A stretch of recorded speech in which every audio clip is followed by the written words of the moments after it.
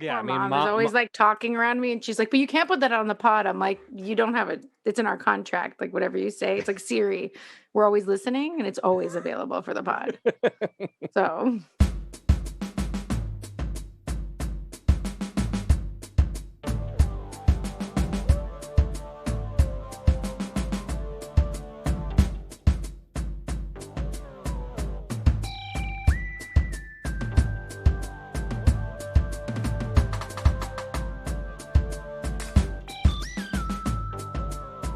Here we are, and welcome to another episode of the Friday Night Movie Podcast. This week, Becky is not with us. Becky is in the midst of moving across the country, so we brought in reinforcements.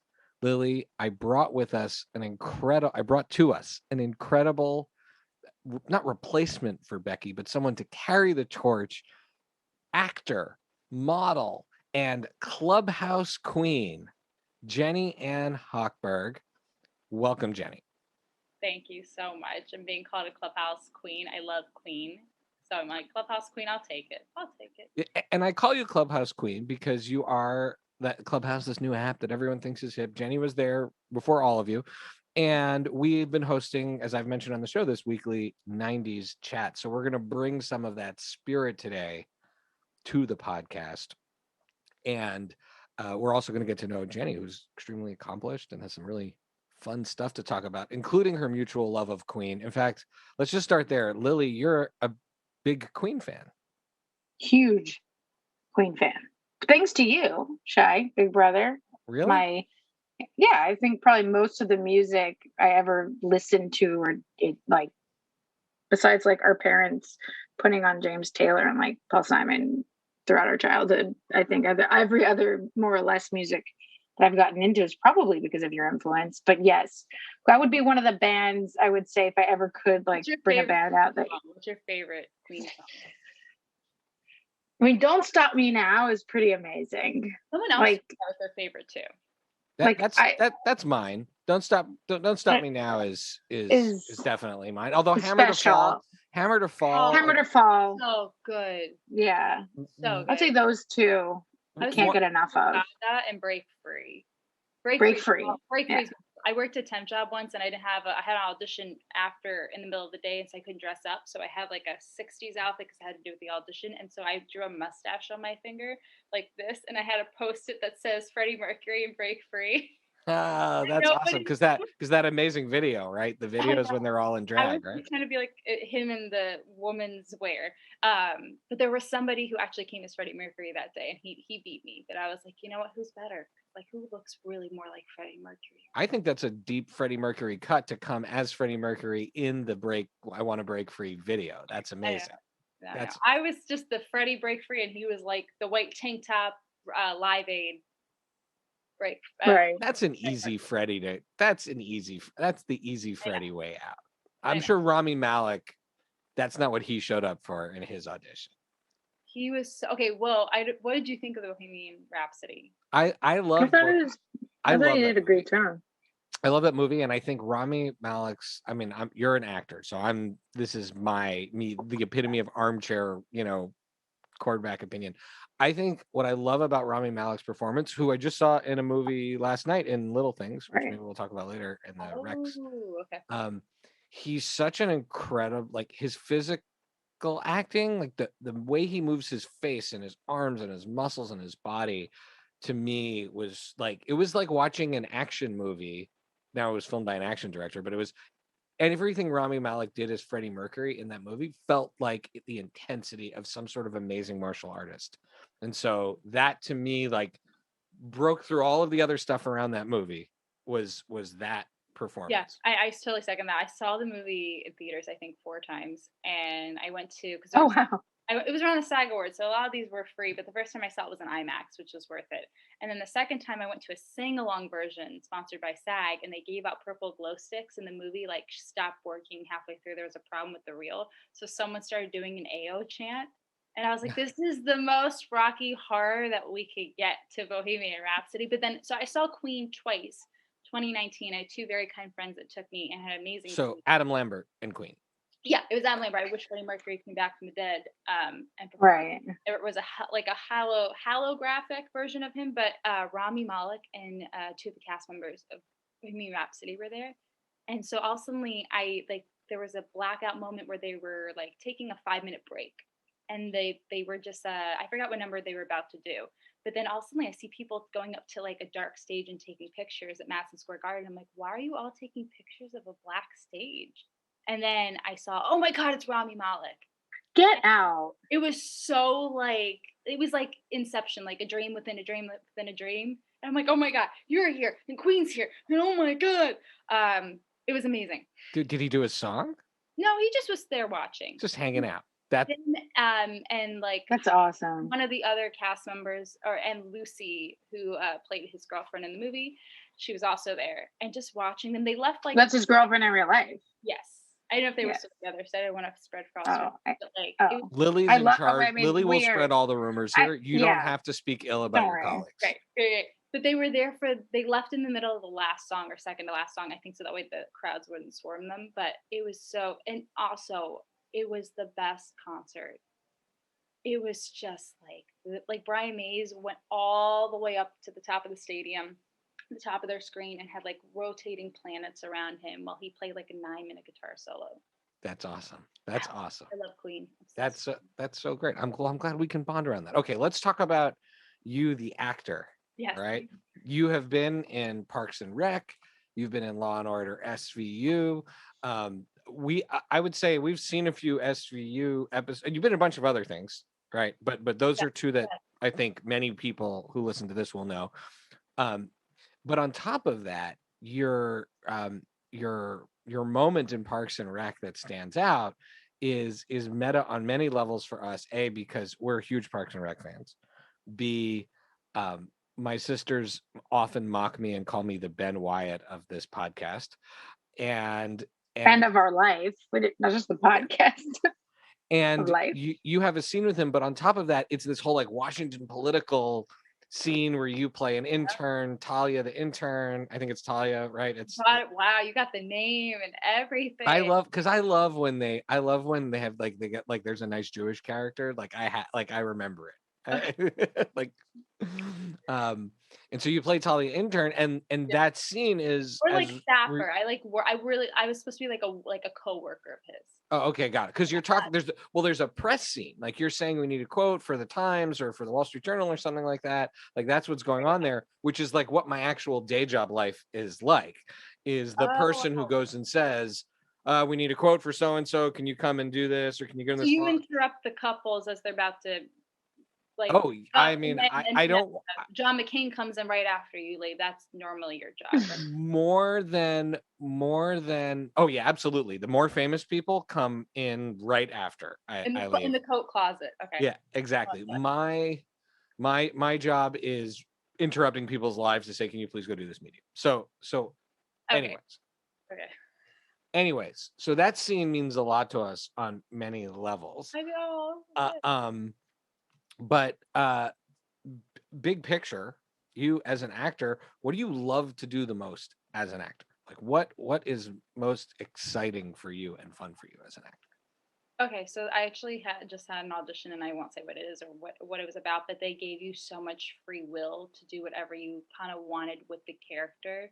Like normally, sometimes you get really set in stone instructions, like, hey, this person's like this. So you feel kind of like you're in a box, like I can't really do much. I can only show you one take. And I like to do 2 takes if it's a small enough scene. But they were literally like improvised this audition. And it just was so much fun. And I actually enjoyed doing the audition because as actors, we get so focused on the work and booking the job and wanting them to like us, that to actually be able to make this character and be like, this is me and this is that character. I was like, as much as I want this job, I just had so much fun doing it. And I wish that as actors, we got to feel like we had that enjoyment. And I feel like a lot of us should be bringing that much enjoyment to our work, but it's more thinking about, I want this job. Got it. And do you have an improv background? I do. I've been doing improv. So actually, Parks and Rec was the first time I ever actually did like improv professionally. It was with Amy Poehler. That's amazing. I've been doing improv. Just a little actress name. Just a little actress. Actor. Amy Bullen. I went on a date with someone to UCB before I got into like improv like consistently, and I was like, "Oh, you're training." He was like level 2 at UCB, which is impressive enough. And he took me to see like a show of his at UCB, and it was actually one of the bigger house teams. And I turned to him at one point. I was like, "So it's really funny. I don't do improv, and I worked with Amy Poehler, and you go to UCB and you haven't worked with her yet." How'd that day work out? He was feeling it. I wasn't feeling it as much. Very nice guy though. But then eventually, because he's like, I want to meet Amy Poehler. Yeah, and then eventually I did go. I started training at the Magna Theater in like short form and long form, and I did it since 2014. So I've been doing it consistently, even on Zoom. I do it a lot, and I also did solo improv for a while too. Oh wow! Like so, you just come up and that's brave. Solo. I mean, all of it is brave, but I feel like wow. Yeah, that's impressive. Like if it's all impressive, I feel like that takes it up a notch. Now I know you have a solo show where you talk about how you are often mistaken for singer Sarah Bareilles. Is that your improv show also? That's just the name, because when my hair is getting a little longer, but I would always be confused for her. Like a record producer thought I was her. Like in New York, like my friends would go up to parties and look at her and be like, Jenny, and her sister's name is Jenny, so she would probably think they got her confused with her sister, and they would be like, oh, sorry, you're not her, but I was that Jenny.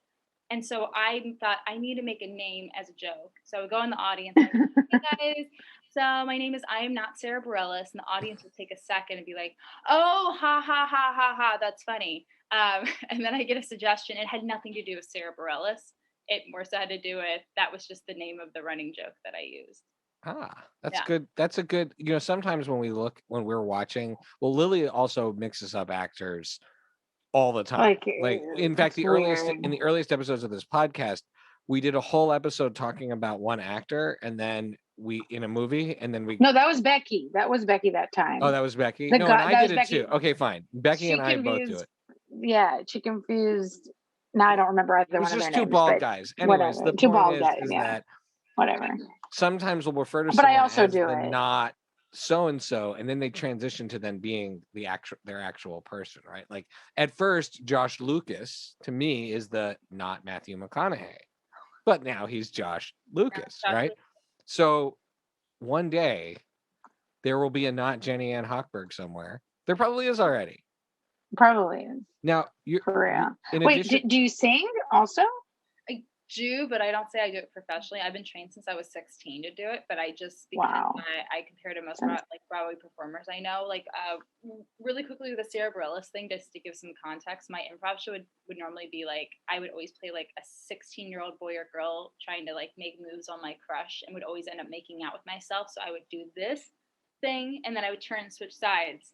So solo improv, at least for me, is I would often switch characters when the time came right. So it would be like a 3 or 4 person characters in a show, but I would just be switching parts of the stage or sitting in different seats and just have a conversation with myself.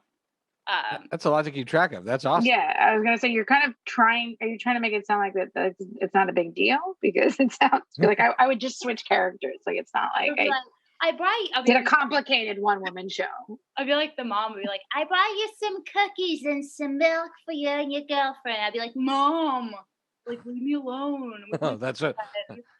And then the girl would be like, it's okay, I like cookies. And I like milk.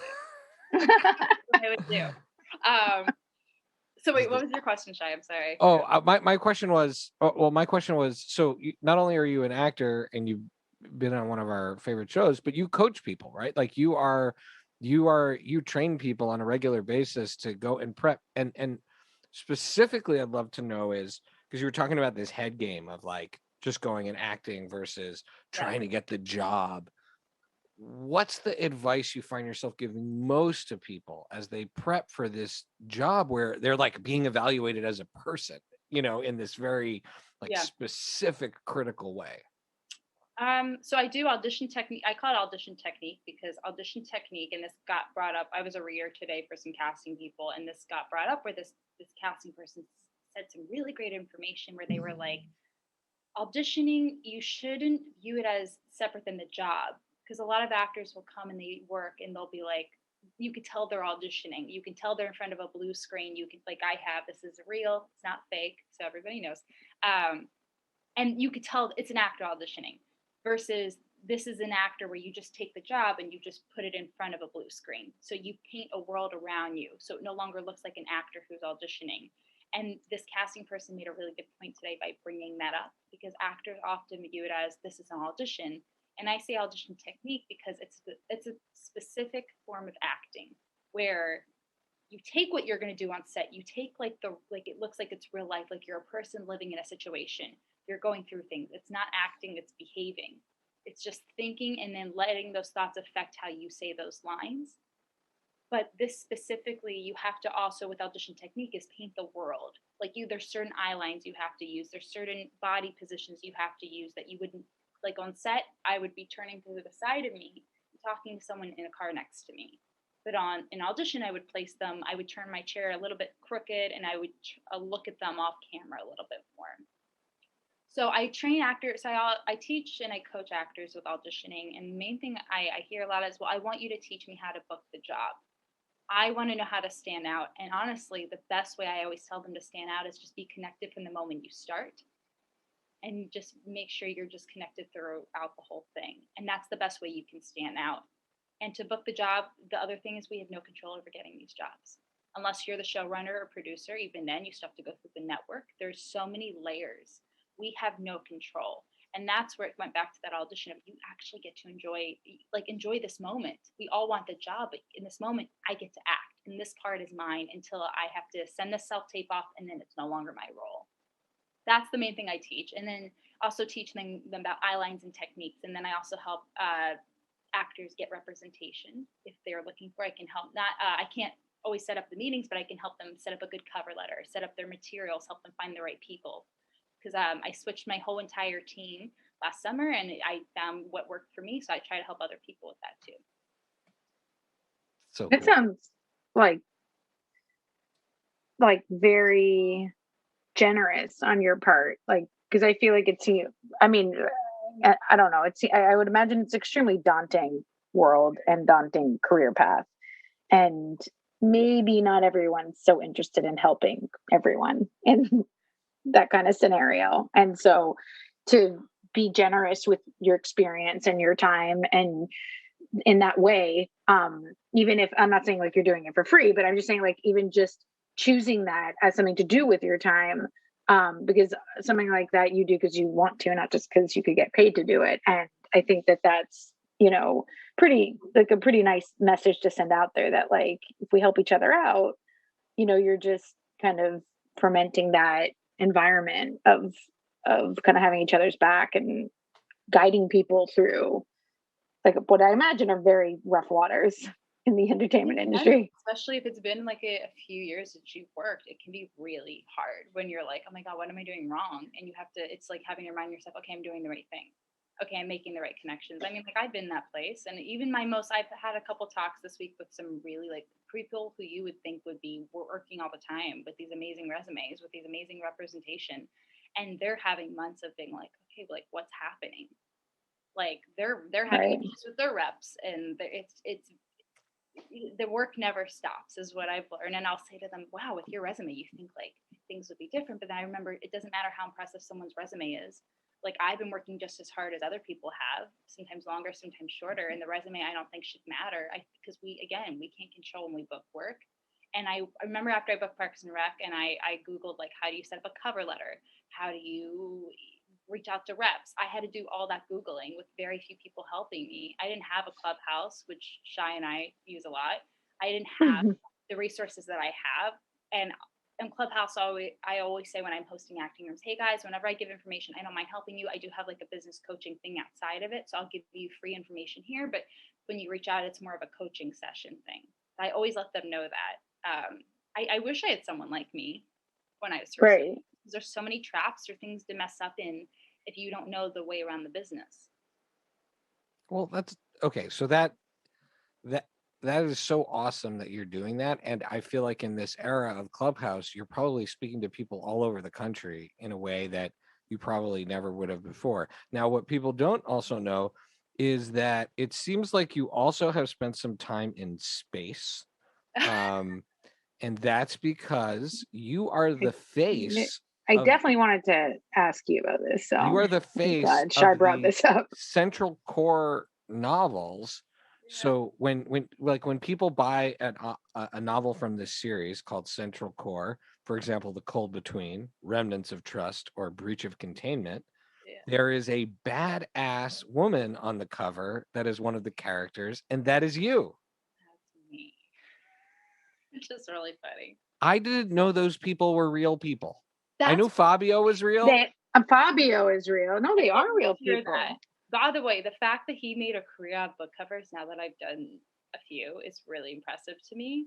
How many have you done? Like, how many are there in the? I did that series.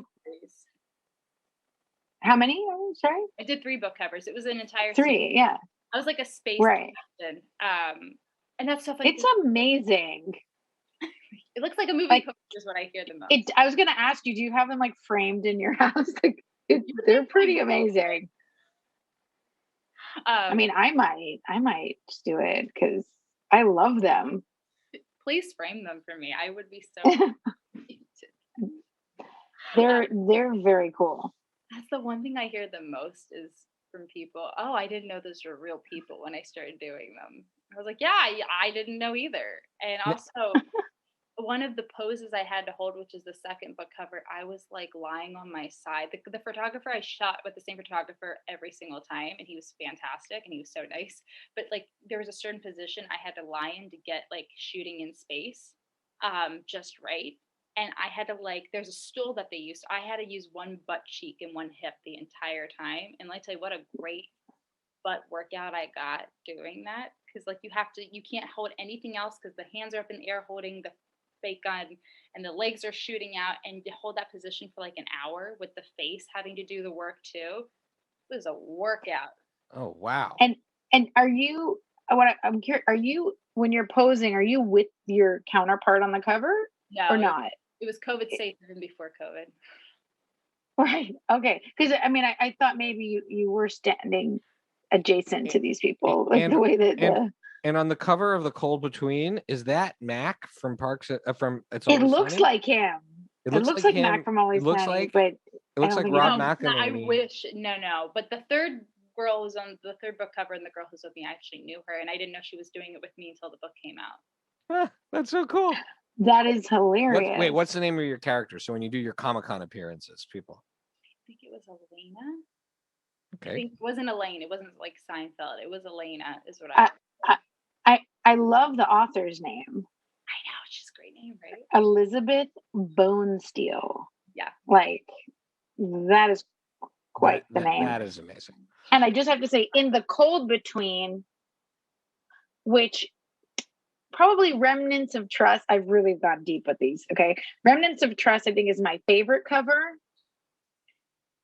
I love the way, like, the guy that you're posing with, the way he's positioned, and you look like you're like deep in action there. But in The Cold Between, I'm really loving your hair.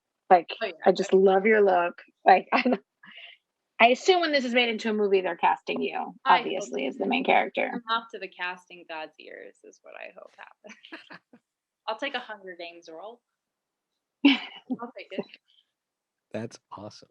Yeah. So so Jenny and I host a weekly conversation about the 90s on Clubhouse, Mondays at noonish EST, Eastern time. Yeah, because we're East Coast, I feel like we're some of the few East Coast people on Clubhouse. So many LA people, and also when you said across the country, I was like across the world in Clubhouse. Oh yeah, and because we talk about the 90s, and that's one of our favorite family subjects, we're gonna now dive into the 90s. Yes, the three of us. Yes, I'm ready. Oh, can I say why I love the 90s?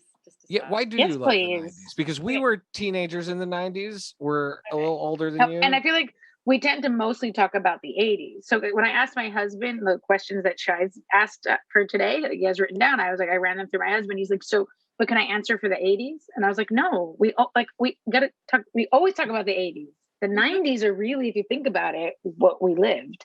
We do have a few people who grew up in the 80s, especially lately in our 90s room. I love the 90s because that was also my childhood. I won't say what year of the 90s I was born, but it was my childhood. And I miss the nostalgia of it. Like the simple things of just, you would watch TGIF on Friday nights, or you VHS taped them. You didn't have like a million streaming options. It was just simple. Although I love streaming platforms, it was just, I don't know, the simplicity of, I'm going to go outside and play with my friends, and then I'm going to come in and I'm going to watch. Wait, Shai, I'm just having like a weird realization. Are the 90s to Jenny what the 80s are to us? Yes. What? Yeah. Wait,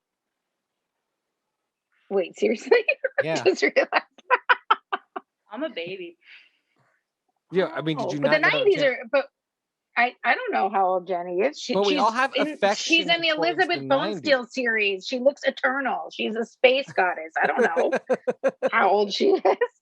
But the 90s are also nostalgic for us because we grew up in the end of the 80s. So we get a bridge both. Yeah. I feel like we had. Okay. It's also like later. It's like us with our older cousins, right? We all have deep affection for the 80s. We just had a slightly different experience in the 80s and 90s. Also, I was going to ask you, ask this in our 90s room, but I always want to be like, because I feel like certain kids in the 90s, they always wore the same type of clothing all the time. It was their style. I don't know why. I always wore leggings. I called them stretch pants when I was a kid. I hated jeans until I was a kid. I still wear leggings. I was not I hated the way they felt on my body. So my friends knew me as the girl that wore stretch pants every day to school. I can't even, my 90s. Lily, you were around for my 90s. I mean, there's nothing good about my 90s. There's a lot of flannel. A lot of flannel that made noise when you walked places. Oh no. Shai was like, Shai looked like he was in REM, or something. He was like more of a grunge look, alternative. I wore corduroys, but I was also like always 2 or 3 years behind whatever the fashion was. And I would say you wore jeans and a flannel shirt for 15 years. Yeah, my mom once went as me for Purim, and like wore jeans and a flannel shirt and walked around with my drumsticks all around the synagogue. Jeans or just jeans? Like just Levi's 501, the most generic. I remember the number 501 and 511 or whatever they were. Like just the most generic, straight.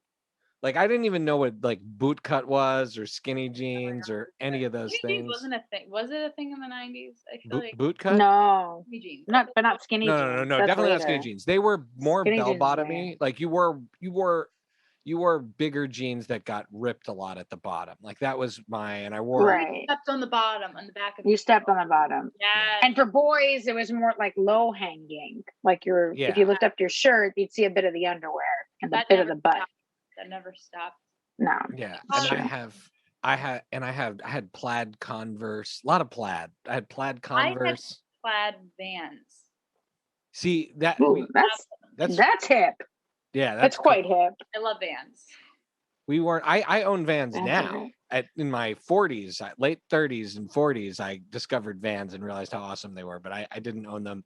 Yeah, there's nothing good about my fashion. Like they're all flannel shirts from Costco. They weren't even like cool thrift store flannel shirts. They were just like what my dad would have worn in the 90s. That's accurate. I also wore the velvet dresses. I feel like every girl in the 90s wore a velvet dress at one point. Lily, can you verify? Sure, with a velvet dress. Or like Becky, I remember having. Yeah, I remember I had like a velvet like bodysuit at one point. Or a velvet shirt, or like velvet, or velour, even like, that velour. Anyways, this is good because I'm going to add this. So now, your first question, and Jenny, Lily, Shai will all answer if we have time, but Jenny for sure. I'm going to add in fashion item to this. So you have to have a 90s survival items / people. Like you need, like. You're bringing these things out of the decade for the rest of your life, or in the apocalypse, or to time travel, maybe perhaps to be a space captain, whatever. Who knows? One CD, one movie, one TV show, one fictional character, one real life celebrity, and now one fashion item. And you can like run through them quickly, or you can pick one and just expand on that and not enter the other ones. I walk around with these answers for almost every decade all the time in my head because that's the way I roll. But would you have a place you wanted to start on that list? I will start because I see the list, and I'm going to start in the order you've written to respect the organization of it. Thank you. You're welcome. And I'll take notes so that we have the notes. All right, you ready for my CD choice? Yes, this is big. Okay. This was probably the first CD I ever owned, and it was, yeah, probably. It's going to be Britney Spears' "Hit Me Baby One More Time."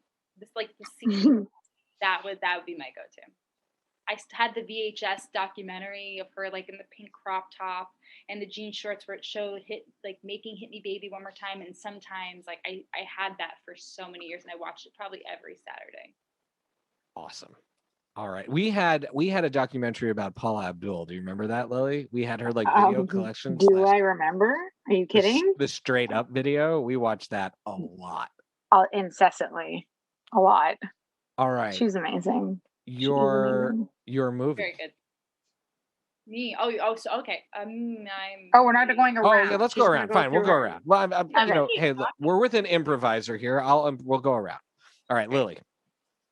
Now, I just got nervous that this might not, I think this is the 90s, but it must be. But my album, my CD would be Smashing Pumpkins, Melancholy and the Infinite Sadness. That really? To me, yes, it's definitely I know. 90s. Definitely, yeah, right? It is the 90s. For sure. It was like their follow. It was and for me, that was like at the height of my like obsession. And I remember honestly our neighbor, didn't even know you liked that band. Oh my God, our neighbor, you're probably way cooler than me in the 90s, is what I'm gathering.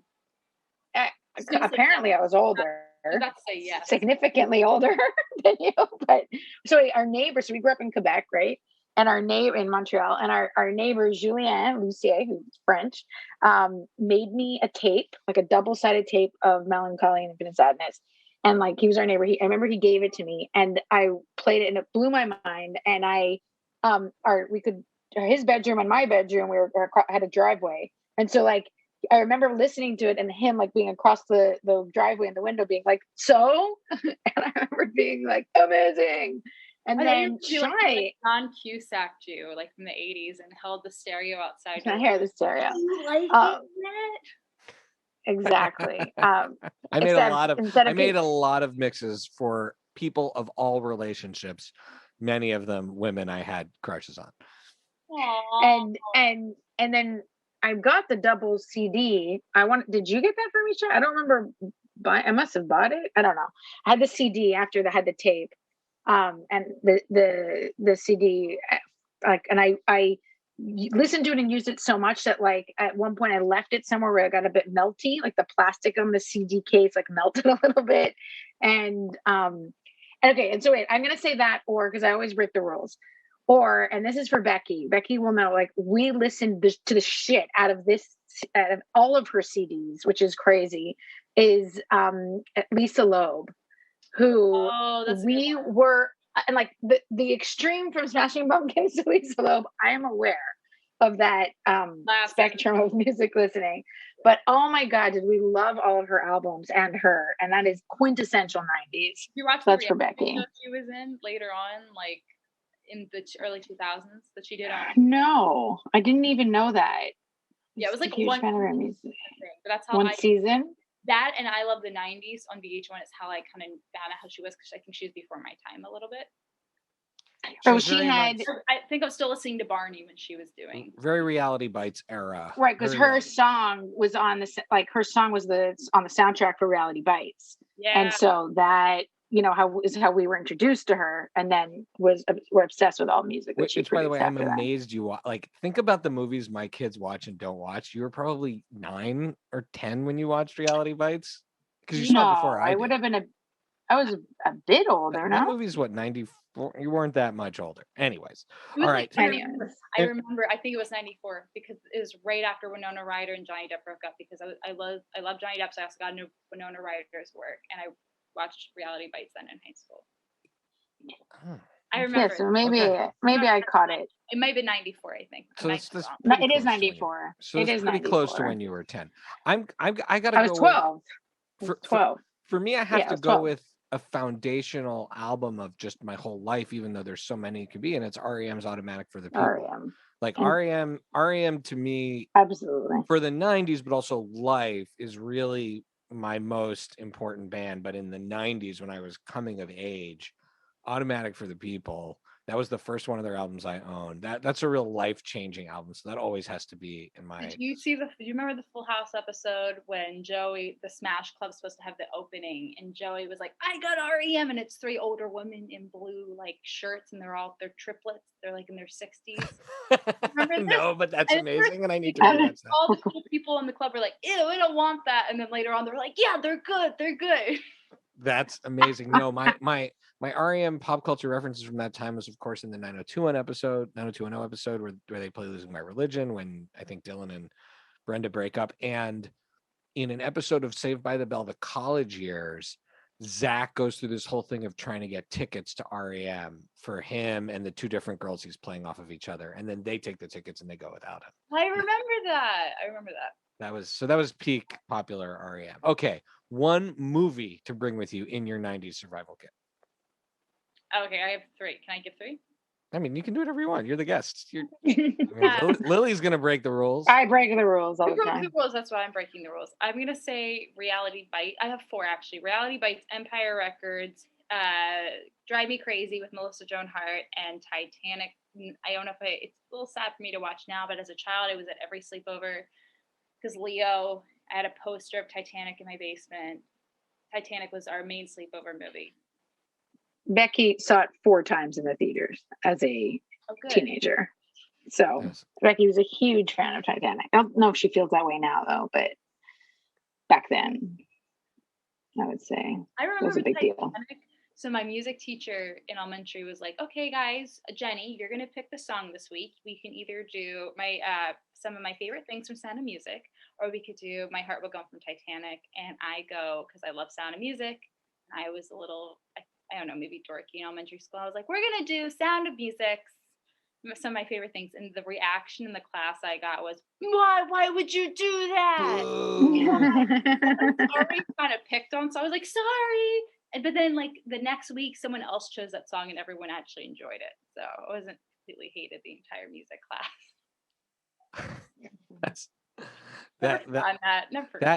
Stay true to yourself. Have have the song sung by the little blonde children. That's fine. Lily, one movie. I'm gonna actually pick one. Oh, okay. All right, you're just Clueless. Okay. Yeah, and that's. I mean, I have so many.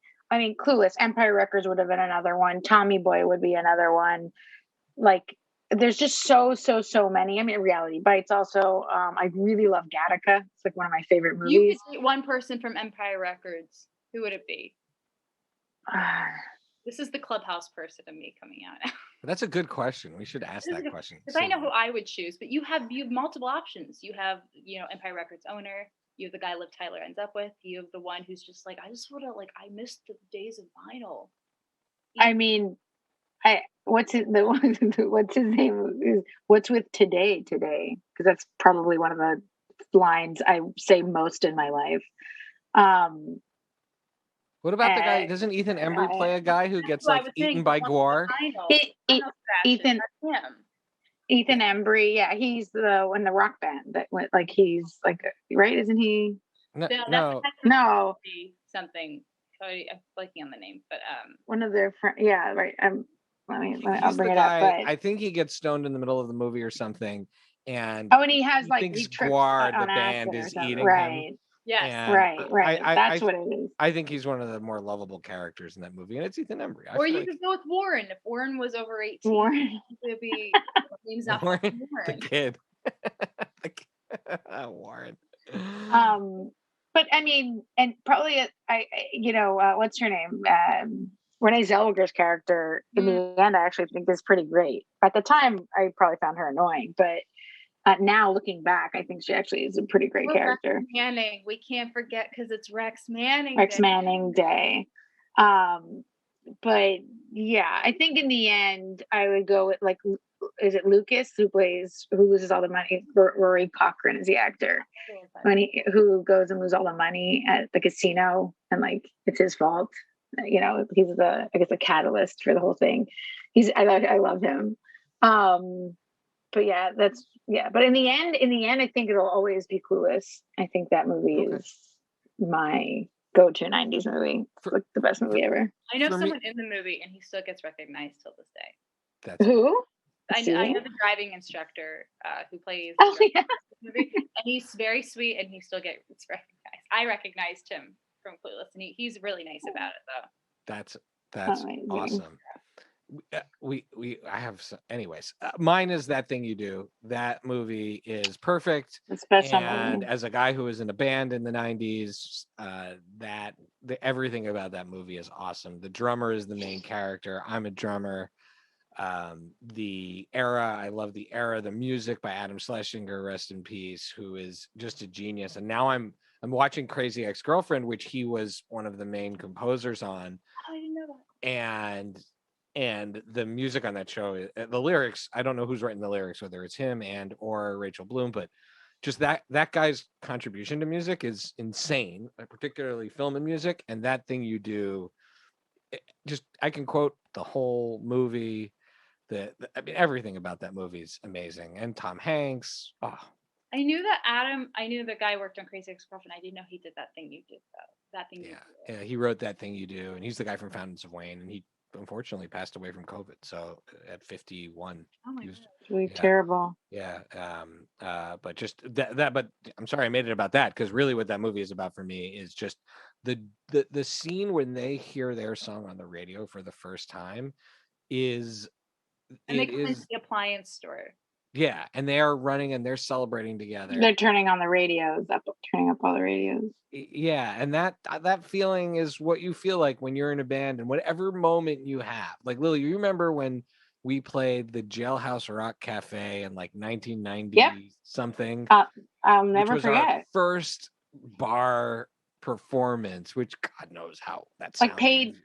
In the end, I think you owed them money, but it was a paying gig. No, we got paid, and we got so excited. We took our winnings, and we went. Most of us weren't old enough to drink. And no, you're like 16. I was probably old enough to drink, but not everybody else. And we went to Buffalo Bills. Because drinking age in Montreal is 18. We went to Buffalo Bills on Queen Mary and bought ourselves dinner, and we had like $1 left. And it was after that, we never spent the money from our shows ever again. We always pooled our money after that. But the point is, That Thing You Do captures that spirit so perfectly. And the fact that the band, so good. Yeah. And the band breaks up, which is just such a great part of the story. It's such an important part of the story. And they also blow up in like the fastest way possible. And also, do you know the story about like the drummer and how he was cast and how Tom Hanks, like the involvement with all that? All I know is I remember interviews at the time and Tom Hanks like kind of anointing him as like, this guy reminds me of me. Like that was the vibe you got from Tom Hanks, which is always bummed because I feel like Tom Everett Scott after that movie, he's been in lots of stuff. He's so cute. But he never became the Tom Hanks that he should have been. Right. I think so. I'll vote and say I think he's had a good career, but like apparently a good career for sure. I'm just saying that like from That Thing You Do on, I feel like he should be doing Tom Hanks stuff, you know. But I'll feel that way about Colin Hanks also, who I like is one of my favorite actors. He's also in the movie too. Colin Hanks is in the movie also. I didn't know that. He walks, I forget who he walks in, but he walks, I think, like Liv Tyler into like, it's towards the end of the movie, but you see him sit her down. He walks her, but like there's a whole thing where Tom Hanks almost didn't cast him. Oh wow! Because he looked too similar to him. And like when they were, I think, celebrating Tom Hanks in Hollywood, some televised award ceremony, came in and made a speech as a joke, being like, "So I actually want to thank the person who really started my career," and he thanked Rita because the one that was like, "You should go, you should bring him in," and he was like, "Because Tom Hanks almost didn't want to cast me." It was really funny. I mean, like, and then he made a great choice, and I love watching them rehearse behind the scenes, like how they started practicing as a band. Like there was a whole like behind the scenes of them practicing the song "That Thing You Do." Oh and, wow! I really have. I saw it in the theater twice, but I don't think I've done Google all the. I will watch everything about that movie, and the album's amazing, and all the okay, all right. One TV show, full series. So in a sense, you have to keep with you, even if it's like a show that has like some lame seasons, you got to keep those. That's part of it. I feel like you could guess, both of you could guess mine at this point. I could guess yours. You go Can I guess yours first? Yeah. Perfect Stranger. I don't know if I could. It's not. I love Perfect Stranger. I'm like, I don't know if I could. I feel like that's yours. Mine is new. Mine is news. Mine is news radio. You know how much I talked about that show. Yeah.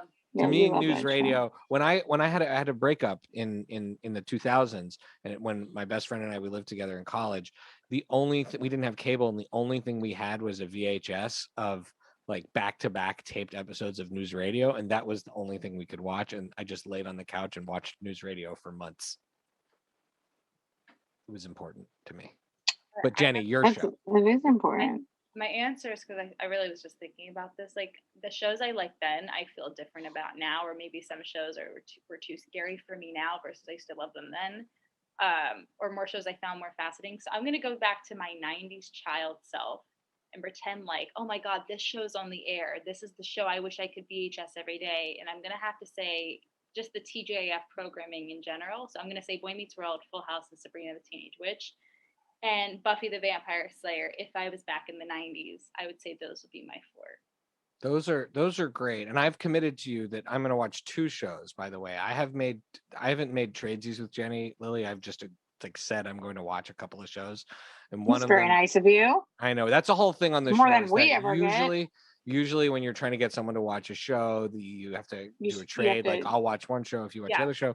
But for Jenny, I already have committed to getting through Buffy, which I still never finished the first season, and Zoe's Extraordinary Playlist. So I'm on the record on both of those. I'll say Buffy, and because I had all the seasons and I loved it, and I know it wasn't on TGIF, but those. And now my go-to is Perfect Strangers from the 90s. Well, that one's a go-to in our house too. We're watching. I know. I'm still in season 2. I live it every day, so I don't have to watch that show. I'm watching the episode. I will not go out of order with these episodes. I've been committed to it. Oh, that's great. I admit I've been jumping around because I wanted to show the kids some of my favorites. So I watched the game show episode. Air balloon one. Did you do the air balloon one for them? The game show episode. Okay. It's in season 4. I loved it. It gave my kids a little bit of anxiety, but that's normal reaction. Lily, what about you? One TV series. Friends. There's no. Oh right, yeah, that's yours for sure. There's no other. And shout out to Shelly, my cousin, because that's our show. I have one more. I mean, I might have problems with it now, or I might not love every single episode, or like it's not perfect by any means. It definitely like jumps the shark several times. However, that being said, Friends Forever. That's it. There's no other show. So. Jenny, you had something to add. I'm gonna add The Nanny. We haven't talked about that. The Nanny. I loved The Nanny. We used to watch that with Mom like religiously. We would sit down and watch that show. That I also so last night my mom and I had a baklava cheesecake. It was amazing. Oh. And I have a group of friends going from Clubhouse, and so I messaged them saying like, guys, I just had baklava cheesecake, and my mom couldn't remember where it was from. So they were like, help us find this cheesecake. And my mom said, here's a solution: just get baklava, put it on top of plain cheesecake, and there you go. And then I said, and then you turn into Fran Fine. I love Fran Drescher. She's amazing. She's also. There was going to be like maybe a reboot. Was there not? They like talked about it, but then it was just a rumor. It's not true. Cancer Schmancer is really good. I did a paper about her in college. She's a cancer survivor. Yeah, she has that's her whole organization. She did cancer walks all around the world. Yeah, ovarian cancer, she survived. Yeah, she was in Weird Al's UHF. Yeah, which amazing. Is one of my most. That could have also. That's in the 80s. That's an 80s movie. That's the 80s. That's 89 or 88, but. That would if that had squeezed into the 90s, that might have been the one I'd take with me. Okay, but it's meant to live in the 80s. That show's meant to live. That movie's meant to live in the 80s. I think that's where it belongs. All right, a fictional character. Is there a fictional character that you would take with you from the 90s? This is no judgment on the actor. This is like as if that non-real character is real. Who would it be? I have 2 for you. Okay. The Teenage Witch, because all she did, which I always wanted to do, is just point your finger and you get whatever you wanted, as long as you followed the rules of the spell book. And obviously Corey from Boy Meets World, because he was one of my crushes. Yeah. That's Corey, awesome. I mean, that was one of the best shows ever. It was. It's still so It good really is. today, especially the high school years and the college years. I loved, especially. It's a great show. Lil. I'm going to pick two. Okay, so Fresh Prince, I feel like would be so fun to hang out with. Oh, that's a good one. That's really good. I feel like because that was one of my other favorite 90s shows. Like Fresh Prince, just I feel like he'd be so fun. Those are great. That's on Netflix. At least here, it's on Netflix. It's really fun to like watch every once in a while. And then this is so random, but I also would love to hang out with Marge Gunderson, who's Frances McDormand in Fargo. Oh, that'd be Seems like she would be. Yes, I feel like now she's like. Well, back then she was like pregnant and like so badass and so funny, and I just would like love to like trade recipes and like hear about her solving crimes. I just feel like she'd be super cool. That is awesomely weird, and I love it. Yeah. Sorry, I could go like there's so many good ones, but those two came to my mind. I wrote down what came to my mind. If I overthink this list, I'd literally not be able to do this episode. That's completely fair. Okay, mine goes back. Going to bring us back to Queen, and I'm going to say Wayne and Garth, because I essentially I have realized with my love of podcasting as I rewatched Wayne's World 1 and 2 recently, I'm like, oh. I'm basically trying to live out my dream of being Wayne and Garth as one. That's what I thought when you said the plaid and the jeans. I was like, oh, you're like in Wayne's World. Yes, this really is like producing this show in particular feels like Wayne's World all the time, and it's an uphill battle. I would want to be. That's what podcasting is. Wayne's World. That's what, and in some ways, that's what I feel like it should stay as. That's a whole other soapbox for me to get on about podcasting being like overrun by massive, it's supposed to be public access. That's what makes it great. I was gonna say also, Lily, we could bring Freddie Mercury as our one. Well, no, celebrity. That could be later because he passed away in the 90s, so that still counts. When it comes, not fictional character, but when that time comes to the celebrity question. All right, so let's we are a real life celebrity. Who would you bring with you? If Freddie is fair game. Freddie is amazing. Freddie, and then I was gonna say, if this was 90s and Titanic had just finished, Leonardo DiCaprio would have been like and Britney Spears. They would have been my three people, my three celebrities. 90s child would be Britney Spears and Leonardo DiCaprio, but adult Jenny would be like Freddie Mercury. Although the other two are fantastic people, I'm sure I would choose Freddie. All right, Lil. Probably 90s Lily would be anybody from Friends, like Jennifer Aniston, like any Courtney Cox, any of those actors. Like I would have just been super happy with. But adult Lily wants I'd love to hang out with Kevin Smith, because even though I didn't name any of his movies, they're so important in the 90s. I know like Clerks is the ultimate, but such a good one.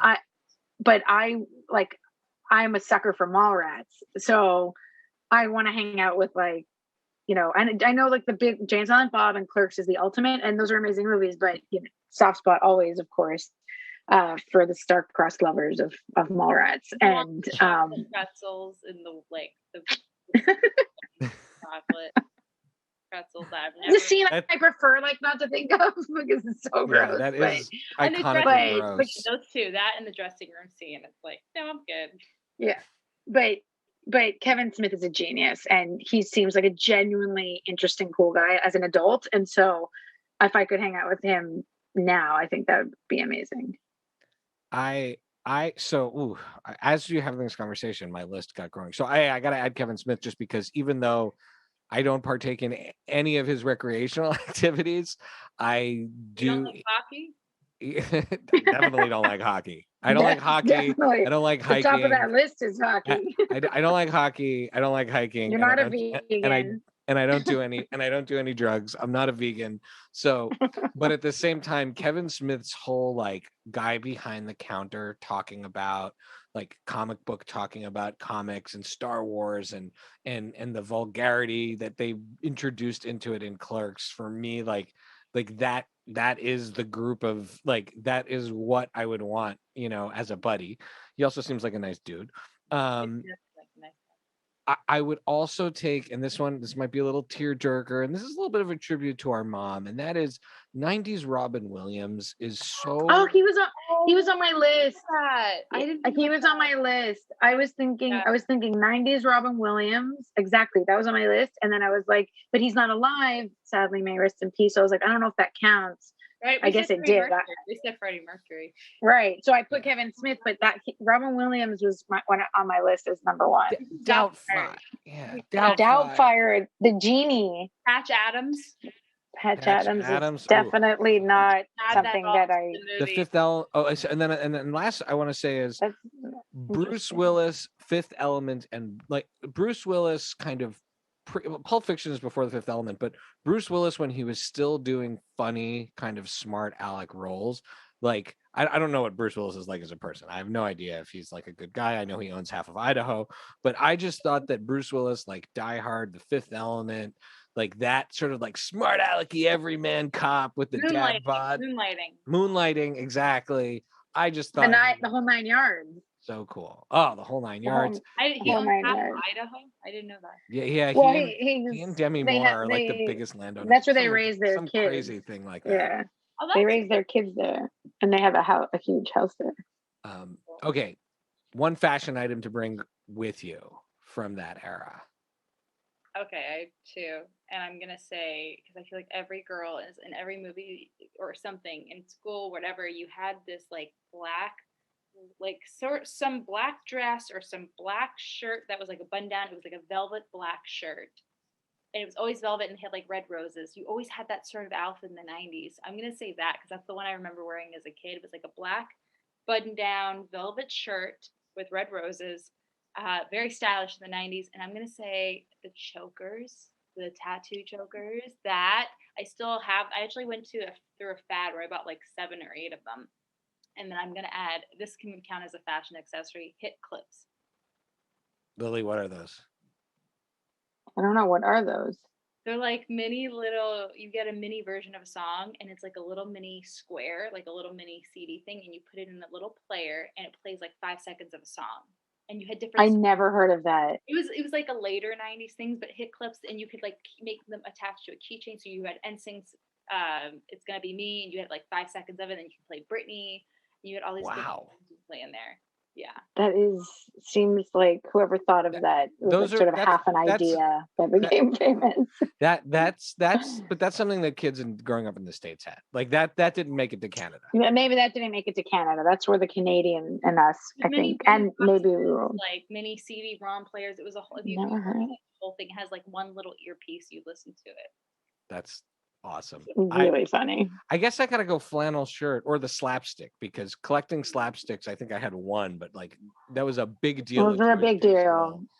Like the slapstick was a big deal. When the letters came home being like you were not allowed to bring your slapsticks to school. Then like the fabric would rub off and they would just like metal like shards that kids were slapping on each other's wrists. Yeah, we're gonna give things to kids where they just hit people with them and they wrap around your arms. By the way, if there are any fans of the TV show Schooled, I still have our official Schooled slapsticks that we made. If you could message me. Awesome. Sorry that Schooled got canceled, but we did some fun merch. That's amazing. Or the skipper thing, you put it around one ankle and then you jump up with one. The skip. Oh yeah, the what is it called? The jump. Oh my god, I had one. Yeah. I would jump in that thing on the driveway, and now that I think about it, that's really good cardio. I had a purple one, but I always skip it. Skip it. I had a pink one and a pink of what the stick, the pogo. And there was the pogo ball. There was the pogo ball. It was just like a yoga ball, like a small yoga ball with a disc around it. Disc around it. I loved that.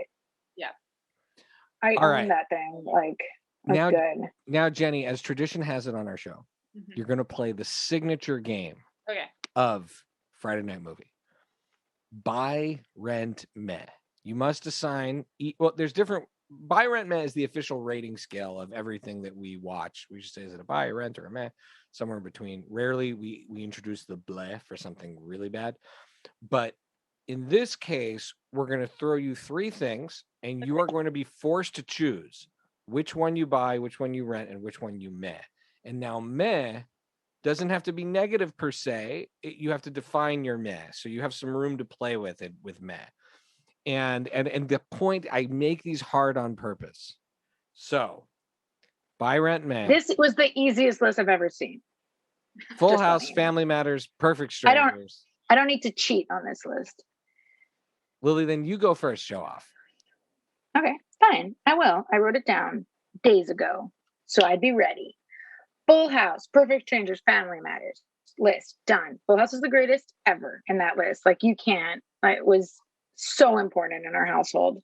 I was really little when it started too, so it was like the perfect age, and like carried through. I guess I'm around Stephanie's age, more or less, and it was just perfection. I'm assuming I'm right. And then Perfect Strangers, because it was hilarious and still is, and I've basically created a life like that for myself, where my son will be the perfect stranger to your children, Shai, when he shows up on their doorstep with his accent. He has quite a heavy accent. Oh, the depth of joy. Pretty much. And then Family Matters is great. I'm not maying it in any shape or form, but Urkel was quintessential in our house, but he does great on you. Like, it's a lot. That's going to be my man. I don't think it could be a big rewatch. Because I agree. I'm going to say Full House. I don't know why. Full House for my childhood was so big. And Mary Kay and Ashley, we didn't talk about them much, but honestly, that would probably been, I'm going to take this back. They would have been the big celebrity. That and Britney Spears would have been the 2 big celebrities I would have spent every day with as a child if I could. Full House. Perfect Strangers, I would 100% rent. I'm watching it almost every day now, again, and which is still funny till this day. And Family Matters, although I liked it, it was part of TGIF. It wasn't my go-to TGIF show, though, although it was good. Yeah, I that's my meh, because when that show stops being about the whole family and really just was like Urkel and Carl adventures, I couldn't, like, it was not fun anymore. I actually loved the whole family.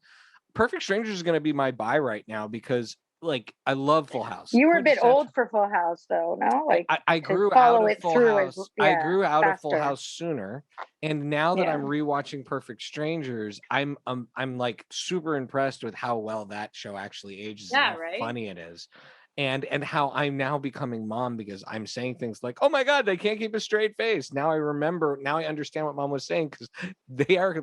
You can see Mark Lynn Baker and Bronson Pinchot like laughing throughout like every scene, like holding it in, because I'm sure they were cracking each other up so much. Also, the physical comedy. I was watching an episode yesterday where a kid might have stole Larry's bike. He lived in their building, and the way Balky turns him upside down and holds him, and he makes it look so effortless. And I'm like, the trust that they must have had together. I don't know what their working relationship was like, but the physical comedy that you don't appreciate till you're older. And also, I just remember one of the beginning episodes of Balky's like, "You better listen up, Ghostbuster." He laughs so hard. Or Mary Ann. I love Mary Ann. She's just perfection on the show. Mary Ann. Oh, I love Mary Ann on The Perfect Strangers. All right. Teen pop stars. Buy, rent, or meh. Brittany, Christina, Mandy Moore. Okay, I'm going to say, well, how do we attribute buy, rent, and meh? Because we're not buying them as people, right? Are we just saying which? No, sorry. So the premise of it is like we think about movies in the 80s, and if you loved a movie, you would buy it. Like, you'd buy the VHS. That was a big deal, like that threshold. Or nowadays, you'd buy it on iTunes or a DVD. In the 90s, you would have bought it on the DVD, or in the 2000s. 2000s.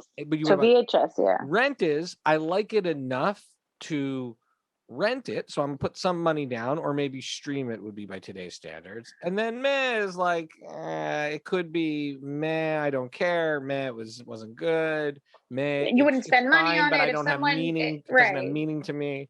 You might not necessarily spend money to listen or for consume me, it. the teen pop stars, I buy Mandy Moore because long term, I love like the overall arc of Mandy Moore, even though I don't care for her music. Yeah. And I love that she probably like looked at that scene and was like, all right, this is a very crowded field. I'm going to be a host and an actor. She's playing the long game. Yeah. Which is what I really appreciate about her. And she's amazing as Rapunzel. She is. I'm gonna say, okay, if we're gonna do the '90s version, then I'll do adult Jenny version. '90s version, it would have been Britney first, hands down. I had so many posters of her in my basement. I saw her twice in concert. I'm gonna say in the "I'm a Slave for You." Wow. So she sang "I'm Not a Girl, Not Yet a Woman," like that era of Britney. I saw her on the circus tour. I'm not entirely sure she sang during that show, but it was a fun show. Yeah, I was gonna say I think Becky saw her in Vegas. I want to say, right? Maybe. I think Becky. Did Becky see her? I know Becky saw her. I don't know actually which tour. I'll have to ask, but she loved it. But again, it was later Britney. I'm not sure, like Shai, how much she sang. Yeah. And then I was gonna say Christina, because I like some of her songs. I wasn't her biggest fan. I liked "I'm a Genie in a Bottle," "Dirty" later on, and then Mandy Moore. I didn't really know too much about her. Then she later on did "A Walk to Remember" when it was in the Oh yeah. So she was good. I didn't really know her as much. I just remember she was one of those singers. Like her and Jessica Simpson were good, but I didn't really know them too well. But now I would have to say Mandy Moore, hands down, because I want to be Rebecca Pearson on This Is Us. I love This Is Us so much. So Mandy Moore top priority. Britney would get second, and at Christina, I still like some of her music, but Mandy Moore number one. I have not seen This Is Us because I don't like crying shows. You would not. Okay. Shows that are made to make you cry. You're not gonna watch it. I'm not gonna watch it. Like my sisters will trade with me and get me to watch certain things, but they wouldn't waste cost on me watching This Is Us. Not because the people aren't good or it's not, but that's just not my. Her career arc, Mandy Morris, has been so amazing. You should listen to her on Off Camera Sam Jones. It's a podcast she's on. She talks about her arc from going from a pop singer to having an acting career and what that journey was like for her. That's awesome. And the struggles of it. And I love Mandy Moore. And she just put out an album this year or last year. And she's about to have a baby any second now. She's about to pop a baby out. She's had plenty of experience with children by this point. All right. Now this is one that I feel like this one is just for Jenny because I don't know the show in this level of depth, but I wanted to throw some Boy Meets World in here for you. Really? You don't? I watched the show. I watched it before it was on TGIF, and it was just on other days of the week we watched it because those guys are our age. But okay, so I'm gonna go with the side characters. We love a good side character situation. This is a great one. Okay, so Minkus, Jack Hunter, who was Matthew Lawrence's character, and Morgan Matthews, Corey's little sister, who I didn't remember was in the TV show. Are you kidding? She's my absolute favorite. Her in the wedding dress for Topanga, for the Topanga Corey wedding. She's like, I'm not wearing this dress. The pink, the peach dress. Wow, Lil. No Morgan wonder, forever. Lily, no wonder you like that character. Very funny. Very funny. You can neither confirm nor deny. Lily had a similar approach to my wedding. To wearing a dress at Shai's wedding. The point is that dresses too. In the show. The point is that Morgan is a very strong character, and I was into that from the beginning. So Morgan is a buy forever in my book. So Jenny. But Jenny, you can keep. I love you're and for anyone who's not looking at this sheet besides us, it says because we know Jenny loves Corey, and I really did. I think it was the curly hair which did it for me. Okay, I'm gonna say now by Jack Hunter. Yes, Matthew Lawrence. Take that. He probably aged the best of the Lawrence brothers. He looks pretty much the same. He looks so. He's married to that dancer, right, from Dancing with the Stars or something like that. Yeah. Yeah. He's Cheryl Burke on the show. I'll say Morgan Matthews for Rent because she had a good arc and she matured. I know they were different actresses from the first season to the second for the later on seasons. Mm-hmm. And she became more mature. I'll say Morgan Matthews for the second one, and then I'll say Minkus. Oh, Minkus. I'm gonna met him. Yeah. Take or leave that guy. Love not the actor, the character. Love okay. He's all okay. Right. Before we get to our Rex and shout outs and Rex, Jenny, you've been so awesome, by the way, with giving us your time here. I feel like we're going to do a quick compare-a-thon. Compare-a-thon was actually coined by our dear friend Chris Royce at the Buddies Without Borders podcast. that he does with Stevie Jackson. Because we were doing this bit and we didn't have a name, and then Chris came on the show and he was like, I have a name for this bit. So I always feel like we got to attribute. So I'm going to run down this list of, we did this with our mom once where we had our like mom's favorite hunks, and we like went through and basically compared everyone to Mark Harmon. And I think Dennis Quaid ended up winning though with mom. Anyways, so I'm going to run down this list and essentially going to compare one to the other. Love Dennis and without Quaid. thinking too hard, you got to pick one. And then these are all sort of 90s heartthrobs, and we're going to see who wins your compare-a-thon, okay? So Brad Pitt or Will Smith? Say Will Smith. Okay, Will Smith or Leonardo DiCaprio? Leo. Leo or Vanderbeek? Vanderbeek, because I also worked with him. I haven't worked with Leo and Vanderbeek. It's so nice. I think Vanderbeek I'm sure he's nice, but you have to think of a... Okay, we're in the 90s. If I was 90... We're in the 90s. Leo, yes, Jenny, please. Leo. I got to tell you, there's no way in the Vanderbeek 90s. I know. Vanderbeek is wonderful. He's I think hilarious. He's Love underrated. I think but Don't Trust you the need Bee to in Apartment 23. Yeah, but I'm sorry. But it was a great show because of the Vanderbeek part of that show. Absolutely. And Kristen Ritter's show. And Kristen Ritter is super funny. When I used to do extra work years ago, I worked as an extra on, and they were both really nice. All three leads. Yeah, lovely, amazing. But there is no way any 90s girl is picking Dawson over Leo. Okay, it's not happening. Because every girl. You gotta be true. Remember, be true to your 90s self. And when he broke the handcuffs on Titanic, you wanted to be the one breaking it with the axe. Romeo and Juliet. Seriously. You guys remember the show, and I talked about this in our 90s room on Clubhouse, but there was a sketch where they were like, Amanda and this other girl were like, we're a caddy, and we're those, or it was like all that. I might have been on all that sketch, but they talked about like Leonardo DiCaprio, and they were like, ew, it's Rose, like hit her, it's like a pinata version of Rose. And like, because you stole Leo from all of us. It's like all that, or the Amanda show this okay this. Leo or Saved by the Bell's Mario Lopez? Leo or Jordan Catalano himself, Jared Leto? Okay, that's almost impossible. That's almost impossible. Leo versus era Clooney, so not like Silver Fox. Not Amal Clooney. Yeah. But Clooney. Clooney. And also Clooney was in Facts of Life. That is true. Yes, that is Falconer? true. Wasn't it some weird name like Falconer or something like that? Wasn't that his name? Was it some strange name? What was his name? Not Falconer. I'll look it up for you. You look it up while I did. Okay, so Clooney, era Clooney versus Justin Timberlake. I would have gone Justin Timberlake back then, but as an adult, I would take Clooney. As an adult, I would take Clooney. Of course. So which one are you taking for this game though? No, she has. I think you got to put yourself in the 90s. Okay, if I was a child and I was a little girl again, I'm gonna say Justin Timberlake. Okay, Justin or Luke Perry? I'll say Luke Perry.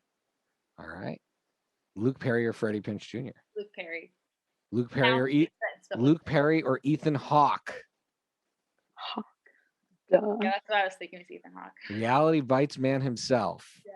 Yes, Ethan Hawke. All right, and now probably the biggest showdown. The reason why this comparison exists. 90s Ethan Hawke versus 90s Johnny Depp. Johnny Depp, hands down. All right, so there you go, Johnny Depp. Ethan Hawke for me. Not that you're asking me, and this is not even. You're not even asking me. Definitely not asking you. So no. Okay, Shai. His name on Facts of Life was George. It wasn't George. I thought it was. What was the show where there was some dude named Falconer? I don't know. Falconer TV show. The Falconer is a TV show from the 60s. What? Okay, I'm gonna you're gonna have to deal with this. I'll have to we don't have time for me to research this. I don't know where I got that from. And no one cares. So. Nobody, exactly. So someone's gonna text me though and be like, "What the hell?" This is the perfect moment where I get the angry texts from people who listen. If you to the ever show. find that Amanda Bynes sketch I was telling you about, I'm probably not remembering it right, but I remember feeling the same way of every girl was jealous of Rose in the 90s. Is what I remember. I will find that. Good. All right, now it comes to our again, we have our amazing actor who appeared on Parks and Rec, and now we have our segment of the show called Shoutouts and Recs. Lily, what have you been watching? So we started watching. Well, it doesn't matter. We watched last night The Little Things, which takes place in the 90s. It did, 1990. I watched that too. It takes place in 1990. It is a throwback callback to 90s era type suspense, like thrillers and cop kind of movies. And it has a great cast: Jared Leto, Rami Malek, and the great Denzel Washington. So we watched that. So I highly recommend it. It's on HBO Max, and it's kind of, I find this annoying that like if you don't have HBO Max or can't watch it where you live, then there's no other way for you to see it. Like I would pay, like if you could pay for it and like offer it on another service, and isn't everybody winning? Like I don't know why we have to just like hoard. Well, for the streaming service. This is a specific Warner Brothers strategy that they are releasing they're only releasing their big content movies on. Right, but HBO like Max give to it get a people to month, sign give up. it a few weeks, like but like give it a few weeks, and then like make your money elsewhere too. I don't know. So it's You like can tell only Lily putting a is movie not out in the business side of the. I'm movie not, industry. and also, I'm also in a foreign country, so I get annoyed when like they don't share. But it's like releasing a movie in one movie theater in the United States, being like everybody can only go to this theater to watch it. Like it's annoying, you know. One theater, you mean, not like one theater building. Like we almost go to AMC in Times Square. It's like no, we're the AMC chain. Is what you mean? Right. Okay. Yeah. Like, and if you can't, and if you don't have one near you, then you can't see the movie. Like back in the day, you're not going to drive 4 hours to see a movie. So it's sort of, I'm like, why can't Lily, I'm willing to pay for it? Why can't everybody see the movie? But did you like it? And create your own. Yes, I liked it. Chain. Yes, go make your movie theater chain. That's what I say. Yeah. There's going to be room in the space when quarantine's over because they're all going to close. I thought it was good. I'd love to like on another time and topic talk to you about it, but I thought it was good, and it's been a while since I've sat through a movie. To me, that was the example. Besides Tenet. On Letterboxd, I gave it 3 stars, which for me that's a solid rent or an excellent Friday night movie, like a movie where if we saw it on the theater on Friday night with mom and dad after Shabbat dinner, which is by the way the origin of the name of the show, we every Shabbat we'd have Shabbat dinner and then we'd go to the movies. That would be like a perfect, like right in there. You know, it's not, was it Usual Suspects? No, but did we get 2 hours of Rami Malek, Denzel Washington? Also, the movie wasn't 2.5 to 3 hours. It was 2 hours, which is perfectly acceptable. I don't understand why movies are not just 2 hours. Like a romantic comedy, or like a girl that's battling cancer, and then her significant other that she meets in the hospital saves her in the most beautiful. The title of the movie? Yeah, little things. So when I was looking, I was like, that sounds like a sweet rom-com, which I like. And then I was like, oh no, it's not. That's not. No, it's like very Night Stalkery. It's very dark. It's a really good movie. It looks really good. The name, I was like, oh, what a sweet Hallmark movie. I think you're right, though. The title's a bit misleading. Good movie. It's a good movie from what I heard. But the actors are. I mean, the good thing is that movie delivers on its promise. That movie tells you these 3 actors are going to be in this movie. Jared Leto comes in about halfway, and then the movie really starts to move fast. But you're just they're gonna be amazing, and they're amazing, and the plot's good enough. It has enough twistiness. Story's good enough. Yeah, it's a. I think today, look, honestly, beggars can't be choosers. We're in a pandemic, and this movie came out. I think that's great. Like, it's definitely a good. Also, when you compare, we've been Jenny, and again, this is your industry, so we do not. Nothing I'm about to say should be attributed or endorsed by Jenny, but we have been very hard on Netflix's feature films on this show. Their original content, like their original films, like where they and we don't blame any one person, but the scripts are really bad. And so the movies where what happens is with Netflix, because like To All the Boys I Love, which I read the book series, it got me back into reading. Actually, that movie was that, and like The Kissing Booth. I clearly like rom-coms. they were sold. They like Netflix, like they weren't produced by Netflix.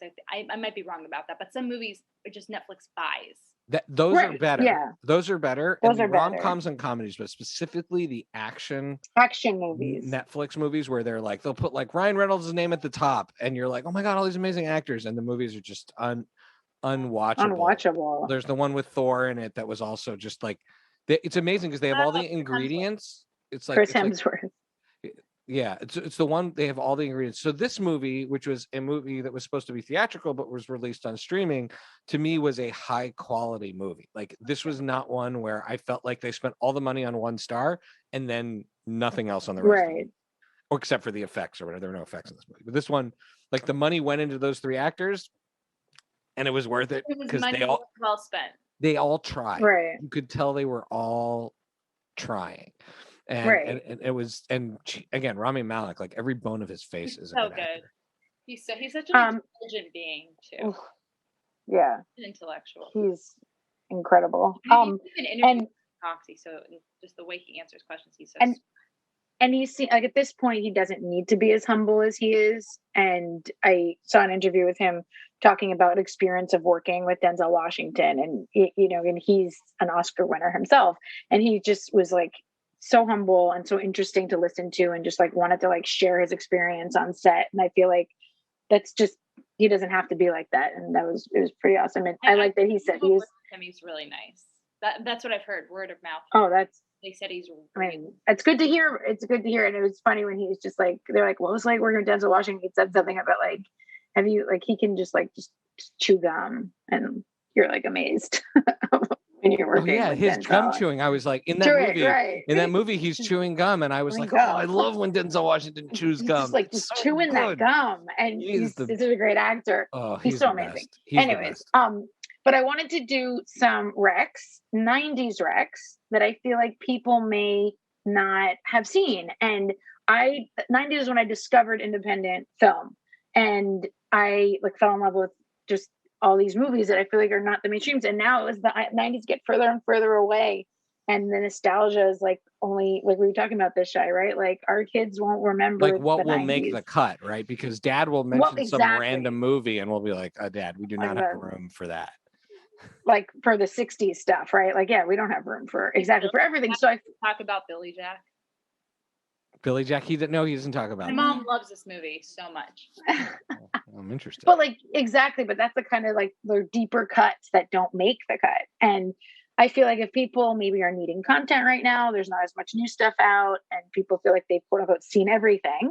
These are some 90s movies that I love. So quick, Buffalo 66 with Vincent Gallo and Christina Ricci. That is one of my favorite movies. It's weird and offbeat, and the premise is a bit odd because it's about a guy that abducts a girl, but it's very sweet. It's a very alternative. I thought you were talking about American Buffalo with Dennis Franz and Dustin Hoffman, which is another indie movie from that era. Yeah, but no, Buffalo 66, I believe, written and directed by Vincent Gallo. And it's actually a love story, and I'm into like offbeat love stories. And then also so good, just in the 90s in general. She's great in this movie. I mean, they both are. Then 2 foreign films that are phenomenal. All About My Mother is one of the best movies in the entire world, by Pedro Almodovar, and it's just, and he was, I think, as an actress, like if you haven't seen that movie, it's about actors, and it's just, that was beyond brilliant. Then another foreign film, a German film, Run Lola Run, came out in the 90s. That movie is amazing as like a heisty action. It's phenomenal. Run Lola Run. That's so funny that you mentioned that movie, because in my mind I'm like, that's not a movie everybody knows. Like, I remember when that came out, it was such a big deal. Franca Potente as the main character, and that movie was huge when it came out, but then I feel like it's been forgotten. Then we have Boondock Saints, Shai, which is such a great movie from the 90s. Also doesn't get talked about enough. And then I highly recommend Wes Anderson's first film, Bottle Rocket. Oh, yeah. That movie is so good. And again, maybe, I mean, his oeuvre is so brilliant, but maybe people don't know about his first film, and I recommend that. So those are my 90s. I was a Wes Anderson early adopter, because that's the first of his the movies first movie that I saw. Although I will say, like, I'm sort of medium off the Wes Anderson. Like I'm 50-50 on him overall. Like when you I line up love all the him, movies, but I feel like you see that movie and you're like, this when he gets money to make what he wants to make, this guy is going to like blow our minds. Like that's how I felt. I mean, that's true. He hadn't done Tenenbaums or Rushmore. Can I actually? I like to drop a movie that not many people. Yes. So this has a little backstory with it. So part of the SAG Awards, which was my union, my Screen Actors Guild union, you sometimes you vote on the movies, which I already just did recently of this year, and before you sometimes, and this is still a thing, you'll randomly choose like a lottery system, and you randomly get choose to be part of the nominating committee. So you're one of the people that then chooses which movie you vote on. This movie deserves to be nominated, and that's how the nominations come out. So I got chosen one year, and it's like you don't get chosen for another 8 years, but it was during Les Mis, and it's again lottery system. So you get like 60 DVDs.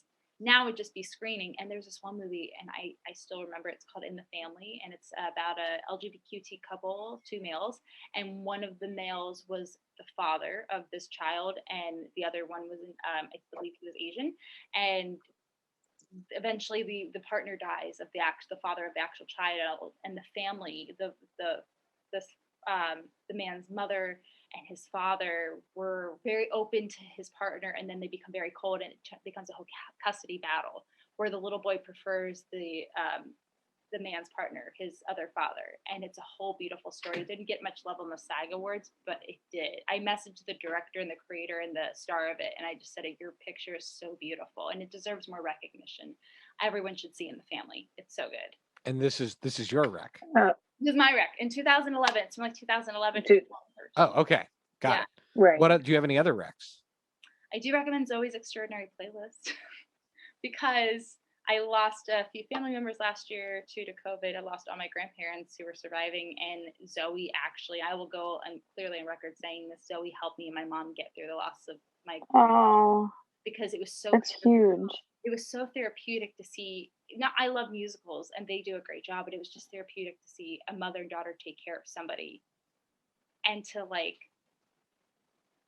watch someone go through hospice the way that we had to watch my grandmother, and we took care of her in hospice care. My second grandmother passed, so that show, it means a lot to me. It helped. It really was. It was like watching someone else go through this with us.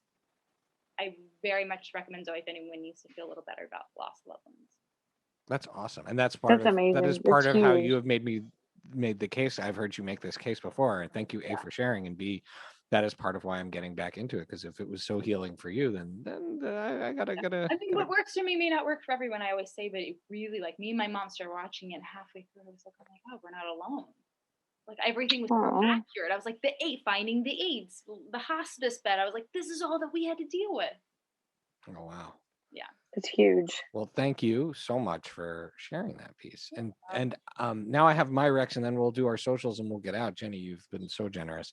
My recs, Jenny Anne Hochberg, jennyannhochberg.com is your website where you can see your reels, and you have so many fun, cool scenes that you've been in that are really great.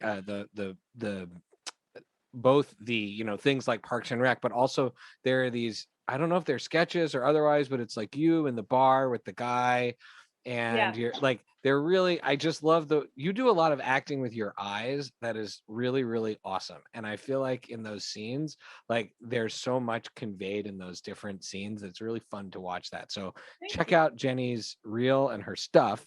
But also, if you're an aspiring actor or a working actor and you need an awesome coach, check out Jenny's very affordable,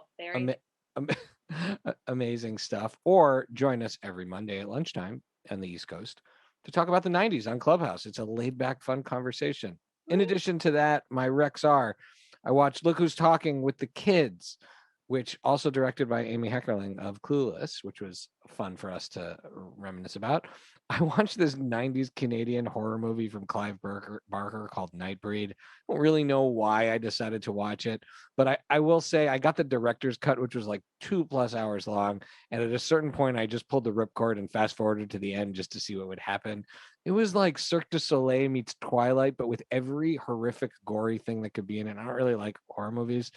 But anyways, that's all I have to say about that.